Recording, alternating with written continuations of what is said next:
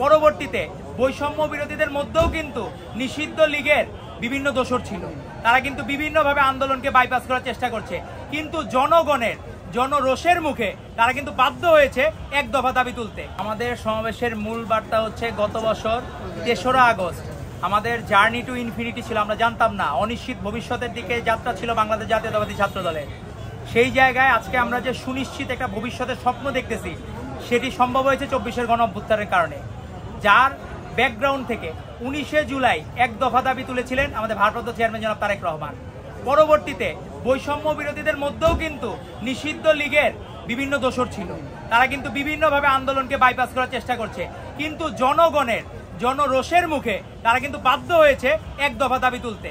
আজকে সেই ৩রা আগস্ট, যেটি আমাদের ভারপ্রাপ্ত চেয়ারম্যান বলেছিলেন ১৫ দিন আগে, তার ১৫ দিন পরে জনগণের চাপে এবং সাধারণ মানুষের প্রাণের দাবি হওয়াতে সেটি তুলতে বাধ্য হয়েছিল দফা ১ দাবি ১ খুনি হাসিনার পদত্যাগ। সেই জায়গা থেকে আজকে ২৪শের গণঅভ্যুত্থানের পরে আজকে যে আমরা নতুন বাংলাদেশের স্বপ্ন দেখি বাংলাদেশ বিনির্মাণের জন্য, সেই স্বপ্ন দ্রষ্টা হচ্ছেন আমাদের ভারপ্রাপ্ত চেয়ারম্যান জনাব তারেক রহমান। উনি যে বাংলাদেশে একটি সুষ্ঠু ধারার রাজনীতি শুরু করেছেন, আপনি দেখবেন গতকাল ঢাকাবাসীর কাছে দুঃখ প্রকাশ করেছে বাংলা জাতীয় ছাত্র দল। আপনি দেখবেন আরেকটি প্রেস রিলিজে আমাদের ব্যানার ফেস্টুন আমরা মানা করে দিয়েছি, আমরা কোনো বাইকে শোডাউন দিচ্ছি না, এবং আমরা 10টি টিম করেছি।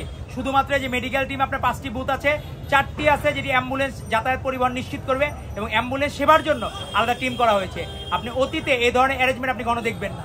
সেই জায়গা থেকে বাংলাদেশ আরেকটি বিষয় দেখবেন, শেষ করে আমরা এই জায়গা আবার পরিষ্কার করে যাব, মানুষের যাতে যারা সিটি কর্পোরেশনের লোক তাদেরও যাতে ন্যূনতম কষ্ট না হয় তার নিশ্চয়তা করেছেন আমাদের ভারপ্রাপ্ত চেয়ারম্যান জনাব তারেক রহমান।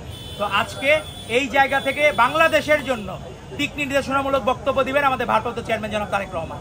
তার দিক নির্দেশনা অনুযায়ী পরবর্তীতে অনেকে দেখবেন পিআর নিয়ে কথা বলে, যখন ভোটারের বয়স কমানোর জন্য কথা বলে 16তে নিতে বলে, তারা যখন পিআরের কথা বলে তারা উদাহরণ টানে ফার্স্ট ওয়ার্ল্ড কান্ট্রির 2-1টা দেশের। আবার যারা তখন বয়স কমানোর কথা বলে তখন তারা থার্ড ওয়ার্ল্ড কান্ট্রির উদাহরণ দেয়।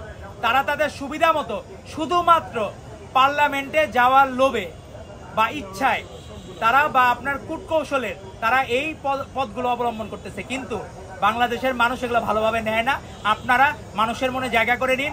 আমাদের প্রাণের নেত্রী আপসীন দেশনেত্রী বেগম খালেদা জিয়া বাংলাদেশে আজ পর্যন্ত 18টি জাতীয় নির্বাচনে ইলেকশন করেছেন, একদিনও একটা নির্বাচনে পরাজিত বরণ করেন না উনি অপরাজয় দেশনেত্রী। তো আমাদের ভারপ্রাপ্ত চেয়ারম্যানও আশা করি সেই দ্বারা অব্যাহত রাখবেন, এবং আমরা সুষ্ঠু নির্বাচন হলে ভূমিধ্বস বিজয়ের মাধ্যমে বাংলাদেশ জাতীয়তাবাদী দল রাষ্ট্র ক্ষমতা অধিষ্ঠিত হবে ইনশাআল্লাহ। ধন্যবাদ আপনাদের।